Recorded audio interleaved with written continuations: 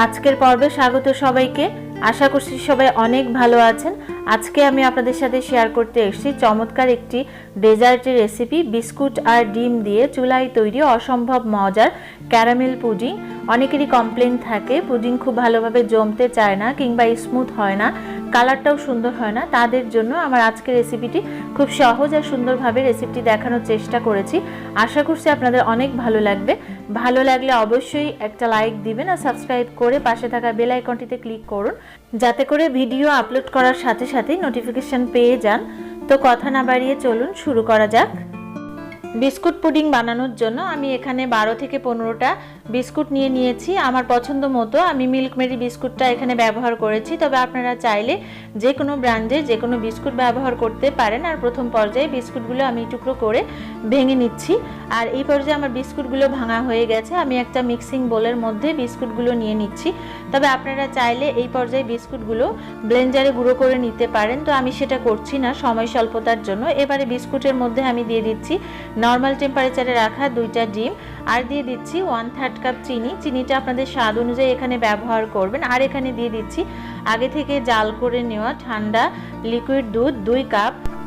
এখানে চাইলে দুধের পরিবর্তে গুঁড়ো দুধও ব্যবহার করতে পারেন। আর আমি ডিমের গন্ধ দূর করার জন্য দিয়ে দিচ্ছি 1 টিস্পুন ভ্যানিলা এসেন্স। এই সমস্ত উপকরণ দিয়ে খুব ভালো করে ব্লেন্ড করে নিতে হবে। আর এই পর্যায়ে আমি 5 মিনিটের জন্য রেখে দিয়েছিলাম বিস্কুটগুলো দুধে ভিজিয়ে। এই পর্যায়ে বিস্কুটটা কিন্তু অনেক নরম হয়ে গেছে। এবার আমি একটা ব্লেন্ডারে জারের মধ্যে নিয়ে নিচ্ছি। এরপর 3 থেকে 4 বার পালস দিয়ে নিলেই কিন্তু একদম মিশ্রণটি রেডি হয়ে যাবে। আর মিশ্রণটি যতক্ষণে রেডি হয়ে যাচ্ছে ততক্ষণে আমি ক্যারামেলটা তৈরি করে নিচ্ছি। চুলার মধ্যে দিয়ে দিয়েছি 1/3 কাপ চিনি আর দিয়ে দিচ্ছি 2 টেবিল চামচ জল। চিনিটা মেল্ট হয়ে গেলে এভাবে চুলার আঁচটা লোতে রেখে নাড়তে হবে। নাড়তে নাড়তে যখন একটা সুন্দর কালার চলে আসবে তখনই সাথে সাথে ঢেলে এটাকে সেট করে নিতে হবে। আর ক্যারামেল কিন্তু খুব বেশি ডার্ক করা যাবে না, এতে করে তেতো হয়ে যাবে। তাই সুন্দর একটা রেড কালার আসলে এটা নামিয়ে নিতে হবে। আর এই পর্যায়ে আমার ক্যারামেলটা একদম রেডি হয়ে গেছে। আর ক্যারামেলটা কিন্তু খুব দ্রুতই নামিয়ে নিতে হয়, নাইলে কিন্তু খুব দ্রুত এটা শক্ত হয়ে যায়। আর এই পর্যায়ে যে মোল্ডে আমি পুডিং বসাবো সেই মোল্ডের মধ্যে ক্যারামটা ঢেলে দিচ্ছি। আর সাথে সাথে বক্সটাকে চারপাশ ধরে ঘুরিয়ে এটাকে সেট করে নিতে হবে। একটু দেরি করা যাবে না, নইলে ক্যারামেলটা শক্ত হয়ে যাবে। আর এই পর্যায়ে আমি ঘুরিয়ে এটাকে সেট করে নিয়েছি। আর এটাকে সেট হওয়ার জন্য 5 মিনিট রেখে দিয়েছিলাম। আর এই পর্যায়ে কিন্তু ক্যারামেলটা একদম সেট হয়ে গেছে, আমার হাতে একটু লেগে আসে নাই।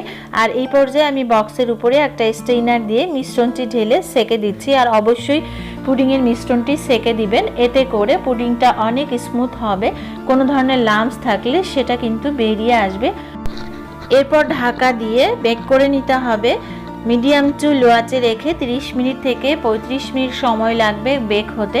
তো আমি বেক করার জন্য চুলায় একটা প্যান বসিয়ে দিয়েছি, তার মধ্যে দিয়ে দিয়েছি 1 কাপ জল। তার উপরে দিয়ে দিচ্ছি 2টা কিচেন টিস্যু। আর টিস্যুটা দিয়ে যদি বক্সটা বসানো হয় সেক্ষেত্রে বক্সটা আর নড়াচড়া করবে না, পুডিংটা একেবারে স্ট্রেট থাকবে। আর এই পর্যায়ে আমি বক্সটা বসিয়ে দিচ্ছি, তারপর ঢাকা দিয়ে দিচ্ছি আর মিডিয়াম টু লো আঁচে বেক করে নিচ্ছি। ফিরে এলাম 35 মিনিট পর। এবার ঢাকাটা খুলে দেখি যে আসলে পুডিংটা হয়েছে কিনা। আর পুডিংটা হয়েছে কিনা সেটা চেক করার জন্য এখানে একটা টুথপিক কিংবা একটা কাঁটা চামচ দিয়েও দেখতে পারেন। তো আমি কাঁটা চামচ দিয়ে দেখছি, একেবারে ক্লিন আসছে, তার মানে পুডিংটা একদম রেডি হয়ে গেছে। আর এই পর্যায়ে ঠান্ডা করে নর্মাল ফ্রিজে 8 ঘন্টার জন্য রেখে দিলে পুরোপুরি সেট হয়ে যাবে। তো আমার হাতে সময় ছিল, আমি ফ্রিজে রেখেছিলাম। এবারে এটাকে মোল্ড আউট করে নেওয়ার পালা। আর এটা কিন্তু অনেকটা রিস্কি একটা ব্যাপার, দেখে বুঝতে পারছেন পুডিংটা কিন্তু একদম পারফেক্ট সেট হয়ে গেছে। আর একটা ছুরি দিয়ে চারপাশ একটু এভাবে ছাড়িয়ে নিচ্ছি, এতে করে মোল্ড আউট করতে খুবই সহজ হয়। আর যারা একেবারে মোল্ড আউট করতে ভয় পান তারা যদি এই প্রসেসে করেন তাহলে খুব সহজেই কিন্তু এটা হয়ে যাবে। একটা প্লেট বক্সের উপরে দিয়ে এভাবে উল্টে নিলেই এই তো রেডি হয়ে গেছে আজকের বিস্কুট পুডিং। আর অসম্ভব সুন্দর এই পুডিংটি, দেখতে যতটা সুন্দর খেতে কিন্তু আরও বেশি মজার। আশা করছি আমার আজকের রেসিপিটি আপনাদের অনেক ভালো লেগেছে। ভালো লাগলে অবশ্যই একটা লাইক দিবেন আর ট্রাই করুন, কেমন হয়েছে আমাকে কমেন্ট করে জানাবেন। চাইলে ছবি শেয়ার করতে পারেন আমার ফেসবুক গ্রুপে, গ্রুপ লিংক ডেসক্রিপশন বক্সে দেওয়া থাকবে।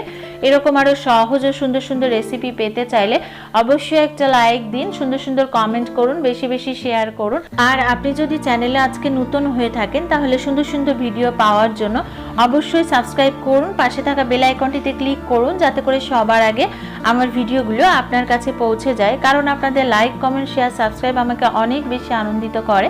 সবাই খুব ভালো থাকবেন। Thank you so much.